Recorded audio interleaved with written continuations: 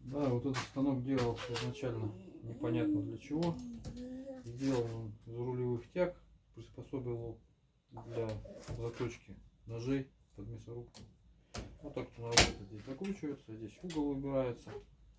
Так, это все от рулевой колонки Жигулей. Можно так сделать, так по-всякому. Вот так вот.